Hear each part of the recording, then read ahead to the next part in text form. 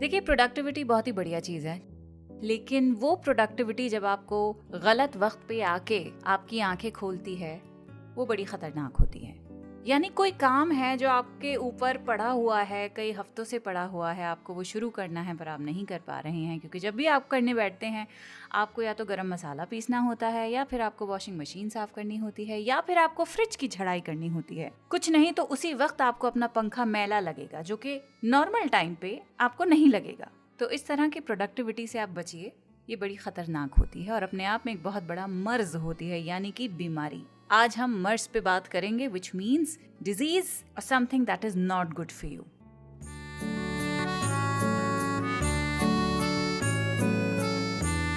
The क्विन पर शुरू हो गया है उर्दू नामा। आज का लफ्ज है मर्ज, माने डिजीज, इलनेस।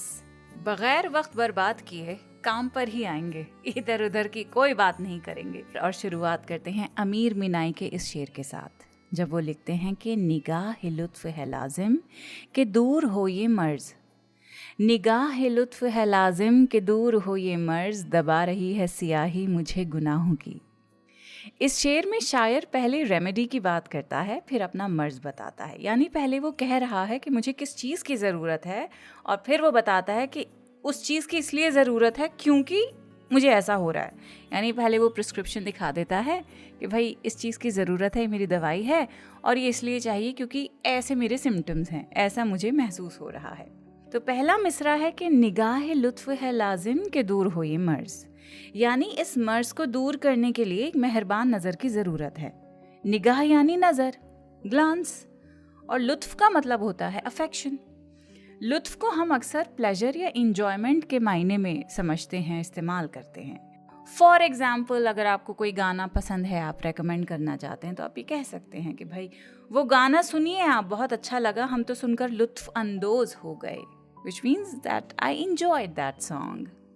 या फिर आप किसी को कहीं जाने की अगर रिकमेंडेशन देते हैं तो आप ये कह सकते हैं, इनफैक्ट रियल लाइफ एग्जांपल बता रही हूँ मैं, कि मैं बहुत टाइम से कोशिश कर रही हूँ अपने हस्बैंड के साथ गणपति फूले की ड्राइव लेने। बॉम्बे से गणपति फूले का जो पूरा स्ट्रेच है, इट्स ब्यूटिफुल। तो वहाँ मैं जाना चाह रही थी, पर बारिशें इतनी तेज़ हो रही थी, और वहाँ जाने का बिल्कुल बेस्ट टाइम है जब हल्की बारिश हो। So you can say, I can tell you कि बॉम्बे से गणपति फूले की ड्राइव बेहद हसीन है। हल्की बारिशों में जाइए और लुत्फ लीजिए। लेकिन अमीर मीनाई का ये जो शेर है कि निगाह लुत्फ है लाजिम के दूर हो ये मर्ज, इसमें लुत्फ का अफेक्शन, काइंडनेस के सेंस में इस्तेमाल किया गया है। तो निगाह लुत्फ यानी वो नज़र जिसमें मेहरबानी हो, कंपैशन हो।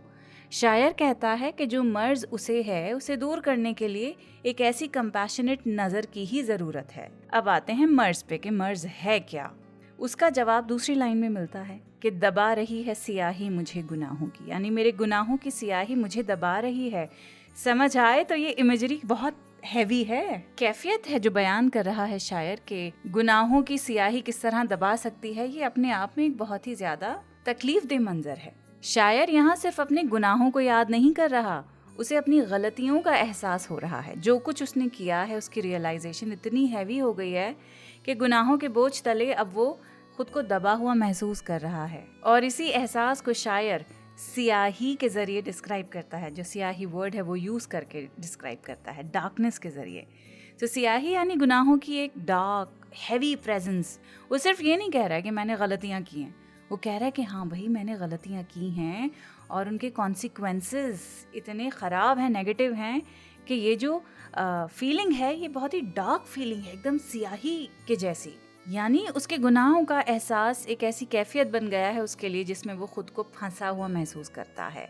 और शायद इसीलिए वो इस पूरी कैफियत को मर्ज कहता है। He feels sick, he feels tired, exhausted, किसी बीमारी की तरह उसको ये रियलाइजेशन महसूस होता है। और बहुत ही ईमानदारी की बात है कि इस तरह की जो कैफियत है, जब कोई इंसान इतने हैवी रिग्रेट या गिल्ट से गुजर रहा होता है, तो उस वक्त सबसे ज़्यादा ज़रूरी कोई एक ऐसा इंसान होता है जो जज ना करे, जो बस आपके पास बैठ जाए, आपकी बात सुने, जिसके सामने आप अपना गुस्सा, रोना, भड़ास सब निकाल लें बहुत ही safely. Safe is the word.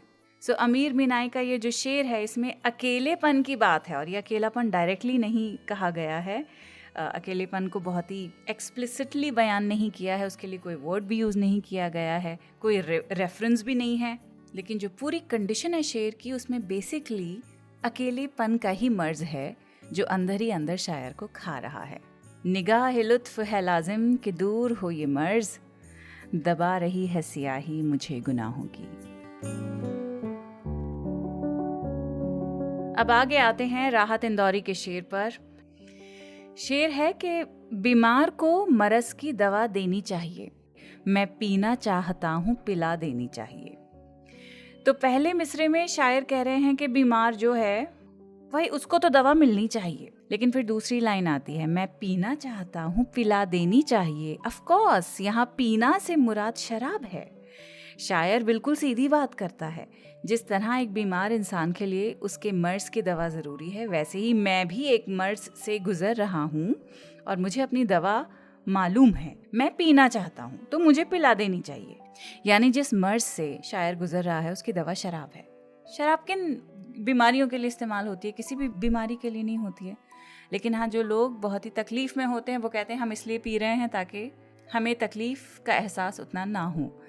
माने उनको अपनी तकलीफ़ को नम करने के लिए कुछ चाहिए कि उसकी जो टीस है वो उतनी ज़्यादा चुभती हुई महसूस ना हो। Probably this is the logic behind saying कि भाई मुझे पीनी है, पिला देनी चाहिए। तो शायर की नज़र में पीने से बेहतर कोई और इलाज नहीं है।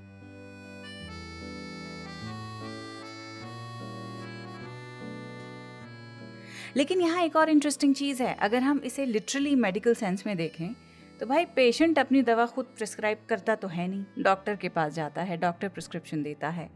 पेशेंट तो बस बताएगा कि उसकी तकलीफ क्या है। लेकिन शायर ने यहाँ पे खुद ही अपना इलाज तय कर लिया है। वो खुद ही पेशेंट है और अपनी दवा भी खुद ही बता रहा है कि मैं पीना चाहता हूँ, पिला देनी चाहिए। I am willing to take the prescription and in my view I think sharab is the only solution, is the only medicine.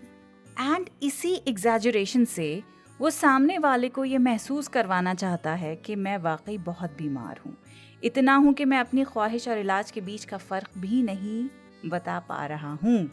मेरे लिए इस वक्त शराब कोई लग्जरी नहीं है, दवाई है। So it's a cry for help. बीमार को मरज की दवा देनी चाहिए, मैं पीना चाहता हूँ, पिला देनी चाहिए। अब आते हैं अकबर इलाहाबादी के शेर पर। ताना है ये बाय द वे। ये तर्ज एहसान करने का तुम्ही को ज़ेब देता है, ये तर्ज एहसान करने का तुम्ही को ज़ेब देता है, मरज में मुब्तला करके मरीजों को दवा देना। तर्ज का मतलब होता है तरीका या मेथड, और ज़ेब देना यानी किसी चीज़ का किसी को सूट करना, शोभा देना। ये तर्ज एहसान करने का तुम्ही को ज़ेब देता है, यानी एहसान करने का ये जो तरीका है, जो मेथड तुमने अपना रखा है, बस तुम्ही को सूट करता है भाई। फिर दूसरे मिसरे में शायर बताता है कि आखिर एहसान करने का ये तरीका है क्या।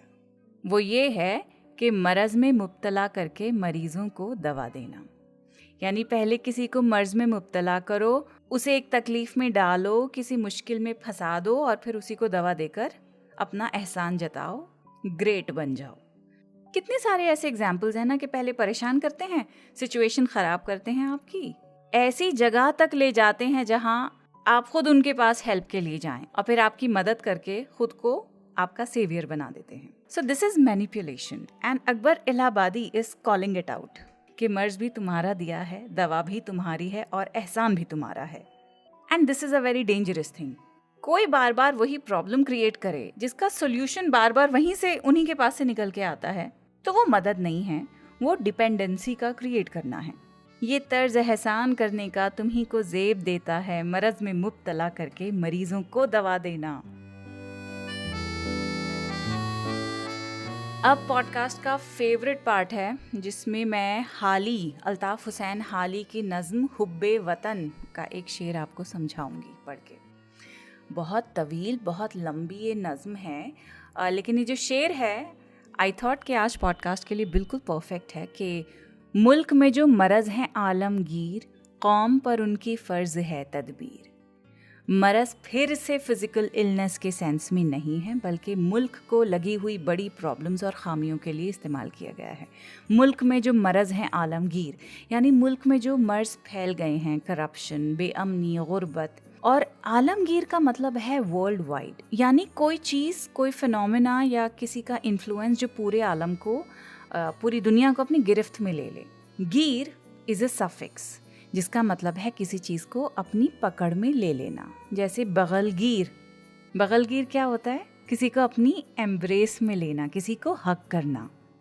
तो मुल्क में जो मरज हैं आलमगीर, यानी the elements that have taken hold of the country, the problems that have spread across it. कौम पर उनकी फ़र्ज़ है तदबीर, यानी उन प्रॉब्लम्स का हल ढूंढना, उनसे कैसे निपटना है, उनकी तदबीर करना, यानी उनके सॉल्यूशंस ढूंढना कौम की जिम्मेदारी है। और जितने भी अशार पढ़े हैं मर्ज पर, उन सब के कॉन्ट्रास्ट में हाल ही का ये जो शेर है, इसमें मर्ज का एक डीपली इंटरेस्टिंग शेड सामने आ रहा है।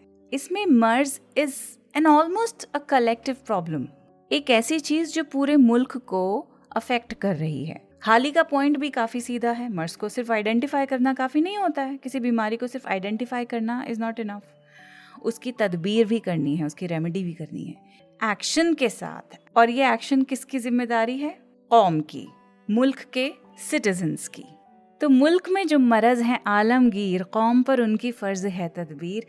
अल्ताफ़ हुसैन हाली की जो नज़्म है हुब्बे वतन, यानी लव फॉर वंस होमलैंड, यानी patriotism, is a very emotional text. बहुत लेंदी भी है, इसमें 204 अशार हैं।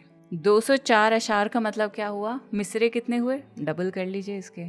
तो ये नज़्म पढ़ने के लिए, इसको समझने के लिए पूरा एक एपिसोड चाहिए, और वो शो ज़रूर बनाएंगे। बुक मार्क कर लिया है, आप भी याद रखिएगा। भूल जाऊं तो याद दिला दीजिएगा। पता है ना कैसे करना है? इंस्टाग्राम पर Fabiha Syed on air, you can follow me if you want to, और जस्ट ड्रॉप अ मैसेज। चलिए, आज बस इतना ही। अगले एपिसोड में अगले हफ्ते फिर से मुलाकात होती है। खुदा हाफिज़।